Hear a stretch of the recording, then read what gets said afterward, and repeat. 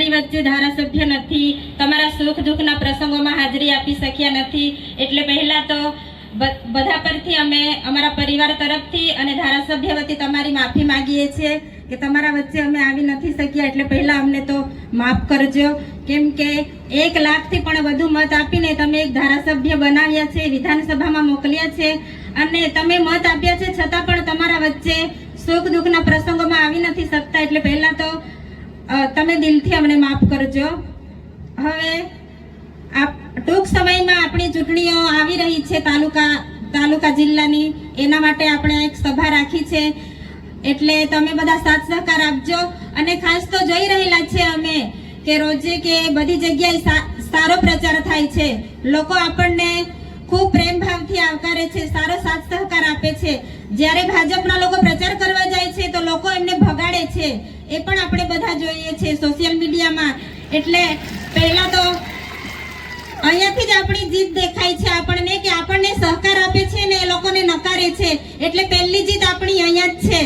અને બીજું કે બધા જ ઉમેદવારો સતત ખૂબ મહેનત કરે છે રાત દિવસ. હવે આપણી પાસે 2 દિવસ છે, તમે 2 દિવસ રાત દિવસ સતત મહેનત કરો, આપણી બધી જિલ્લાની સીટો તાલુકાની સીટો નીકળે એવી અમે આશા રાખીએ છીએ અને વિશ્વાસ તો અમને છે જ કે સીટો બધી નીકળવાની જ છે અને આપણી બોડી બેસે છે તો અમે અહીંથી તમને કહી દઈએ છીએ, એટલે વિશ્વાસ રાખજો, સાથ સહકાર આપજો.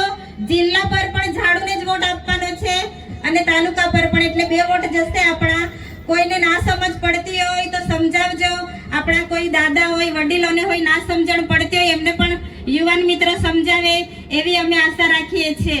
આપણા ધારાસભ્ય ચૂંટાયા પછી એક પણ દિવસે ઘરે આરામ કર્યો નથી, સતત આપણા માટે લડતા રહી છે, એટલે ભાજપની સરકારને આંખોમાં કણાની જેમ ખૂંચે છે, એટલા માટે નાના નાના કેસ કરીને એમને જેલમાં મોકલે છે. આપણે બધા જાણીએ છીએ મંડળા જિલ્લા પંચાયત ભૂલી નથી જવાનું, ગ્લાસ છે આપણી સામે, ભૂલવાનું નથી.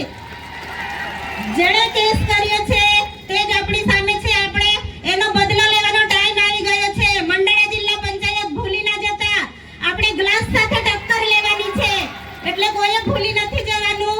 એ કેસના લીધે એમને તડીપાર કરી અને ડેડિયાપાડામાં આવવા નથી દેતા, એટલે એ બદલો આપણે લેવાનો જ છે, એટલે તમે સતત મહેનત કરજો એવી અમે આશા રાખીએ છીએ. અને આપણા જે 7 ટર્મથી સાંસદ છે, મીડિયાના માધ્યમથી અમને જાણવા મળે છે કે કમલમમાં નીલરામભાઈ સાથે કઈ લાફામારી થઈ છે, તો આપણા સાંસદને લાફો માર્યો છે નીલરામભાઈએ. તો સાંસદ મનસુખભાઈ સાંભળજો, તમે જ્યાં બી હોય ત્યાં લોકોને ખુલાસો આપો. તમે 7 ટર્મથી સાંસદ છો છતાં પણ તમારે લાફો ખાવો પડે. આ કેવા સાંસદ છો તમે કે તમારે લાફો ખાવો પડે?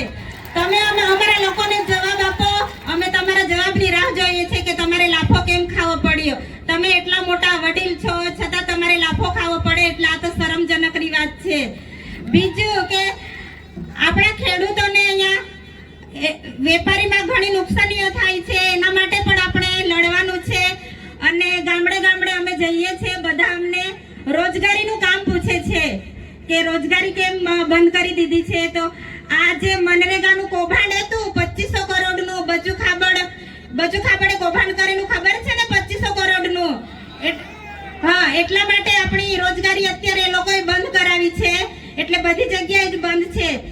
અને એ લોકો ખાલી એવું કહે છે કે ડેડિયાપાડામાં બંધ છે, પણ રોજગારી બધે જ બંધ છે. કે ડેડિયાપાડામાં ધારાસભ્યને બદનામ કરવા માટે ભાજપવાળા પ્રચાર કરે છે, પણ એ લોકોની વાતમાં કોઈ આવવાનું નથી.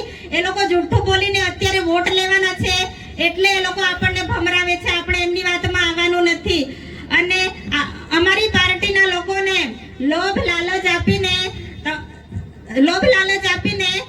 ભાજપવાળા ટિકિટો આપીશું, લોભ લાલચ આપીને લઈ જાય છે. તો આપણી પાર્ટીમાંથી જે રાજીનામું આપીને જાય છે ભાજપવાળા, એ લોકોનું કઈ વેલ્યુ કરતા નથી અને એ લોકો જાય છે પાર્ટીમાં પણ એમનું કોઈ જ વેલ્યુ નથી, તે આપણે જોઈ રહેલા છે.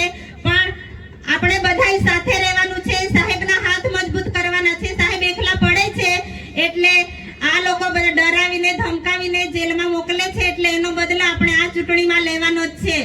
પોલીસ કર્મીઓ અને અધિકારીઓ પણ સાંભળી લેજો, તમારાથી સહન થાય એટલું જ કરજો, નહીં તો અમારી સરકાર બનશે તો અમે વ્યાજ સાથે હિસાબ લઈશું તમારો, એટલું યાદ તમે, કેમ કે અમારા લોકોને ઘણા હેરાન કરો છો. અમે રોજના રોજ વિડીયો જોઈએ છે, એટલે તમારાથી સહન થાય એટલા જ હેરાન કરજો. અમે વ્યાજ સાથે હિસાબ લેવા તૈયાર છે અમારા લોકો સાથે. તો તમે બધા અમને વિશ્વાસ આપો કે તમે બધા ઝાડુને વોટ આપશો ને? હા, તમે આપશો એવી અમે તો આશા રાખીએ છીએ, કેમ કે અમને લોકોનો ખૂબ સારો પ્રતિસાદ મળે છે. અને આપણા ઉમેદવારોનો પણ ખૂબ આભાર માનીએ કે રાત દિવસ સતત મહેનત કરે છે. હવે 2 દિવસ છે, મહેનત કરજો અને બધી સીટો નીકળે એવી અમે આશા રાખીએ છીએ.